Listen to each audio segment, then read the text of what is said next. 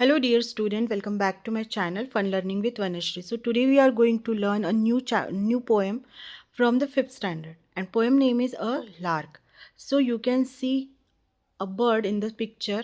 The bird name is lark. या पक्षाचं नाव काय आहे? लार्क असं या पक्षाचं नाव आहे. सो ही जी पोएम आहे ही पूर्ण इमॅजिनेशनवर बेस्ड आहे आणि हा जो पोएट आहे हा काय करतो, या लार्क बर्डला क्वेश्चन्स करतो.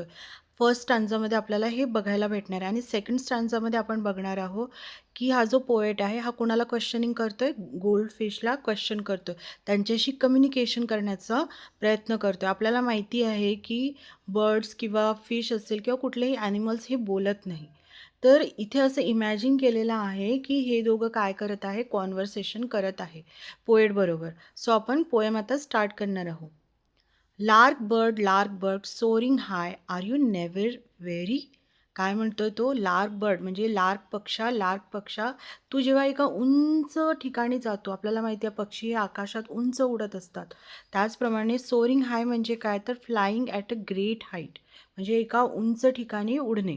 तर तो त्याला विचारतोय की लार्क पक्षी, जेव्हा तू एका उंच ठिकाणी जाऊन पोचतो उडून, तेव्हा आर यू नेव्हर वेरी म्हणजे काय? टायर्ड. तुला ते थकल्यासारखं होत नाही का? तू इतक्या उंच उडत जातो तेव्हा तू थकत नाहीस का? असा तो त्याला विचारत आहे. Wien you reach the empty sky, जेव्हा तू कुठे पोचतो? एम्प्टी स्काय, आपल्याला माहिती आहे आकाश हे आपल्याला खालून म्हणा किंवा आपण जेव्हा त्याला बघतो आकाशाकडे, तर आपल्याला आकाश हे कसं दिसत असतं? रिकामं, निळं, असं एकदम खाली खाली आपल्याला दिसत असतं. तर तो त्या पक्षाला विचारतोय की जेव्हा तू त्या आकाशामध्ये पोचतो तेव्हा तू थकत नाहीस का? त्या रिकाम्या आकाशाला बघून तू कधीही थकत नाही का? असा प्रश्न तो त्याला करतोय. Are the clouds not dreary, काय म्हटलेलं आहे? तुला हे जे क्लाउड्स आहेत आकाशामध्ये ते तुला बोरिंग वाटत नाही का? ड्रेरी म्हणजे काय होतात? Boring, not interesting. तर ते जेव्हा तू बघतोस त्या क्लाउड्सला तेव्हा ते तुला बोरिंग वाटत नाही का? तुला त्याच्यामध्ये काही इंटरेस्ट वाटत नाही का? असं तो त्याला प्रश्न करतोय. Don't you sometimes long to be a silent goldfish in the sea, तुला कधी असं वाटत नाही का की तुम्ही काय झालं पाहिजे? एक सायलेंट गोल्डफिश बनली पाहिजे. तुला असं कधी फील होत नाही का की तुला काय बनायचं आहे? गोल्डफिश बनायचं आहे. जो समुद्रामध्ये जो असतो गोल्डफिश, ते तुला बनायचं आहे. असं तुला कधी फील होत नाही का? असं तो त्याला विचारतोय लार्क बर्डला. तो परत आपण एकदा बघूया मुलांनो. Lark bird soaring high, are you never very?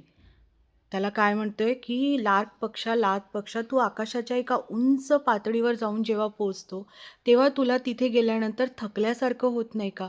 कारण तू वरती गेल्यानंतर तुला जो हा आकाश आहे, Wien you reach the empty sky, जेव्हा तू या खाली रिकाम्या आकाशात जाऊन पोहोचतो तेव्हा तुला हे जे क्लाउड्स आहेत हे तुला कसे दिसत नाहीत? बोरिंग दिसत नाहीत का? असं तो त्याला प्रश्न करतोय.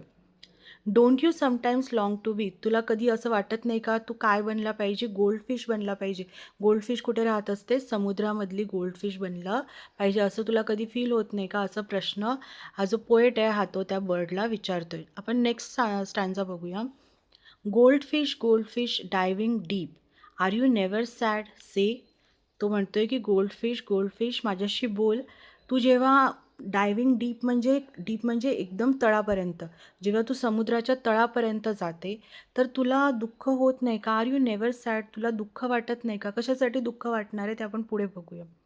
Wien you feel the cold waves creep, आता आपल्याला माहिती आहे की समुद्राच्या तळापर्यंत गेल्यानंतर पाणी कसं होत असेल? थंडगार होत असेल किंवा भरपूर ठिकाणी बर्फ हे मेल्ट होऊन सुद्धा समुद्रामध्ये असते.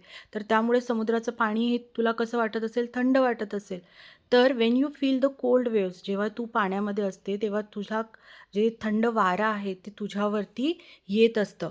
क्रीप म्हणजे काय? मूव्ह स्लोली, तुझ्यावरून ते जो थंड वारा आहे काय तो वाहत असतो. तर तुला कोल्ड वाटत नाही का? When you feel the cold waves creep, थंड वारा जेव्हा तुझ्यावरून हळूवार जात असतो तेव्हा तुला थंड वाटत नाही का?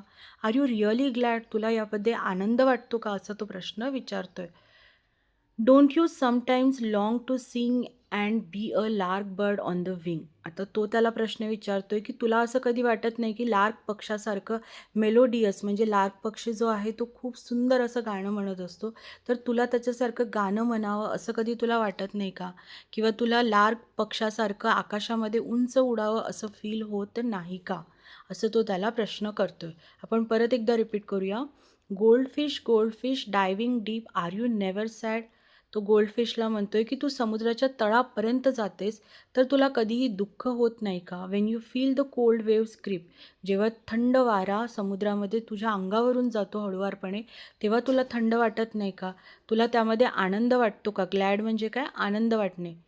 Don't you sometimes long to sing, तुला कधी गाणं म्हणावंसं वाटत नाही का? कुणासारखं? लार्क पक्षासारखं.